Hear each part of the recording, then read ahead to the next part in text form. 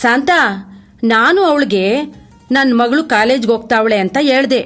ಆದ್ರಿಂದ ನನ್ನ ಮಗಳು ಮದುವೆ ಬಗ್ಗೆ ಯಾವ ರೀತಿ ಮಾತನ್ನು ಕೇಳಕ್ ತಯಾರಿಲ್ಲ ಅಂತಾನೂ ತಿಳಿಸ್ದೆ. ಅಕ್ಕ, ನೀನು ಸರಿಯಾಗೇ ಹೇಳಿದ್ಯಾ. ನೀನು ನಂದಿನಿ ಬಗ್ಗೆ ಸೂಚಿಸಿದ ವಿಚಾರದ ಬಗ್ಗೆ ಯೋಚನೆ ಮಾಡ್ತಿದ್ದೆ.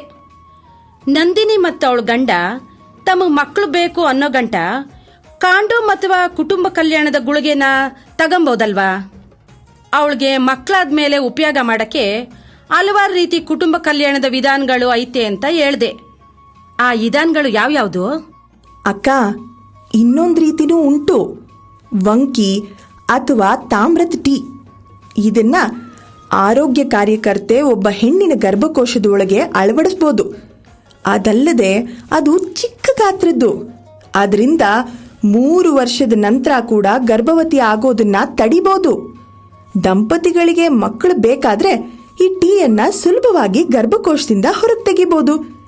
ಸ್ವಲ್ಪ ತಿಂಗಳ ನಂತರ ಗರ್ಭವತಿ ಆಗಬಹುದು. ನಾನು ಇದ್ರ ಬಗ್ಗೆ ಕೇಳಿವ್ನಿ. ಕೆಲವ್ರು ಇದು ಹೊಟ್ಟೆ ಒಳಗೆ ಹೋಗ್ಬಿಡ್ತದೆ ಅಂತ ಎದ್ರಕಂತಾರೆ. ಗರ್ಭಕೋಶ ಚಿಕ್ಕದಾಗ್ತದೆ ಅಂತ ಕೂಡ ತಿಳ್ಕೊಂಡಿರ್ತಾರೆ. ಅದು ಸರಿ ಅಲ್ಲ ಅಕ್ಕ. ಹೊಟ್ಟೆ ಮತ್ತು ಗರ್ಭಕೋಶ 2 ಬೇರೆ ಬೇರೆ ಅಂಗಗಳು. ತಾಮ್ರದ ಟೀ ಗರ್ಭಕೋಶದಿಂದ ಒಬ್ಬ ಆರೋಗ್ಯ ಕಾರ್ಯಕರ್ತೆ ಹೊರತೆಗಿಬಲ್ಲಳು. ನಮ್ಮ ಆರೋಗ್ಯ ಕೇಂದ್ರದ ಕಾರ್ಯಕರ್ತೆಯರಿಗೆ ಈ ವಿಷಯದಲ್ಲಿ ಬಹಳಷ್ಟು ಅನುಭವ ಇದೆ. ಅದಲ್ಲದೆ ತಾಮ್ರದ ಟೀ ಬಳಸೋದ್ರಿಂದ ಗರ್ಭಕೋಶ ಚಿಕ್ಕದಾಗ್ತದೆ ಅನ್ನೋದು ಖಂಡಿತ ನಿಜ ಅಲ್ಲ. ಕುಟುಂಬ ಕಲ್ಯಾಣದಲ್ಲಿ ನಾನಾ ತರಹದ ವಿಧಾನಗಳುಂಟು. ಆರೋಗ್ಯ ಕಾರ್ಯಕರ್ತರು ನಿಮಗೆ ಸರಿ ಹೊಂದುವ ವಿಧಾನವನ್ನು ತಿಳಿಸಿಕೊಡ್ತಾರೆ.